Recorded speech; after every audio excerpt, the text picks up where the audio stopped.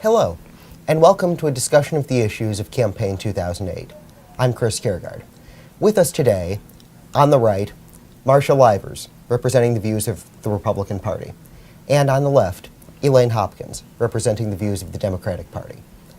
Our topic today is U.S. intervention and military action in Afghanistan. Senator McCain supports an unspecified boost in U.S. troops.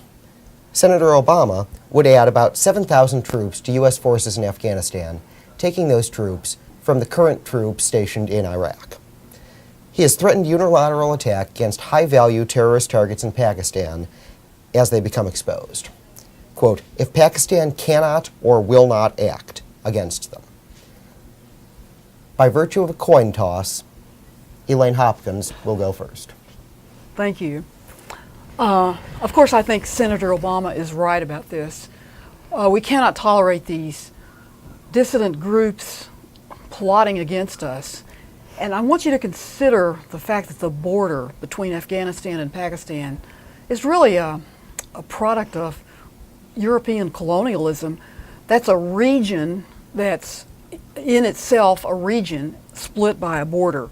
So when we say border across the border to go into Pakistan, it's still a region of that area. I would agree with Obama in his stand, although I am very opposed to war, and the sooner we can get all troops out of the Middle East in that area, the better, as far as I'm concerned. However, Obama seems to have a plan to do the right thing here as best he can, given the limitations of diplomacy and other issues. So I would say he's the right person to be elected president. At least he has a plan to do something. Marsha Livers, your response. Hi. While I disagree, I think that my candidate, John McCain, has the better plan.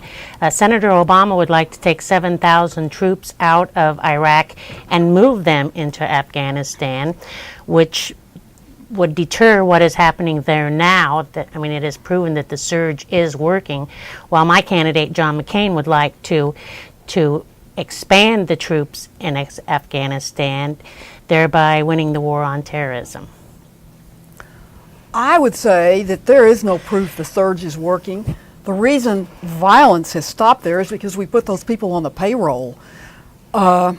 Once we're out of there and those people are off the U.S. payroll, who knows what will happen. The whole Iraq war is a gigantic mistake, as Obama has pointed out time and time again. The Republican Party and the Bush administration led us into that war with lies. Now nobody trusts a word that they say, on the economy even, because we couldn't believe them about Iraq. I think we need to get the troops out of Iraq as soon as possible.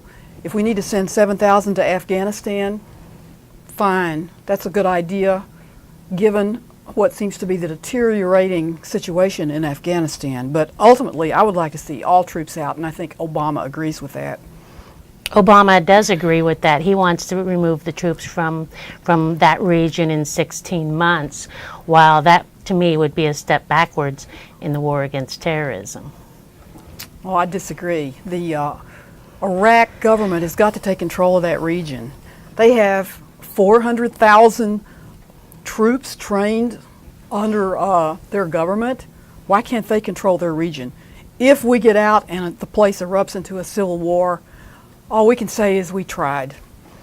They've been fighting over there for generations. They probably will fight it out again. It's sad, it's awful, we've made a terrible mess, but it's time to get out.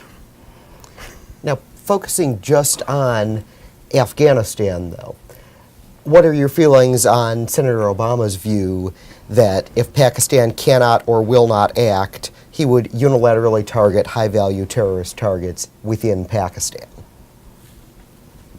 I think that's just Obama.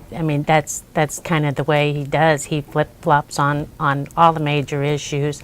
First he'll say he's for it, then he's against it. So I don't really trust him what he says he's going to do in Afghanistan. Well, I don't think McCain would disagree with that. If we had intelligence levels that said Osama bin Laden is there and you can get him, but he's across the border, I bet McCain would go for that too. I'm not sure about his positions, but it seems to me he would. I think those terrorists do pose a threat, and something has to be done about them, and to walk away and leave them if we knew where they are might be a huge mistake. Well, that happened once under the Bush administration in Afghanistan. They totally messed that up when they let them escape. So, I don't know. Who knows? Who can say what will happen in the future? But I do know the war has been a horrendous drain on our economy. No wonder there's no money left for loans. And the sooner we get out of there, the better. Any additional comments? No. Either of you? All right. Thank you both very much. You're welcome.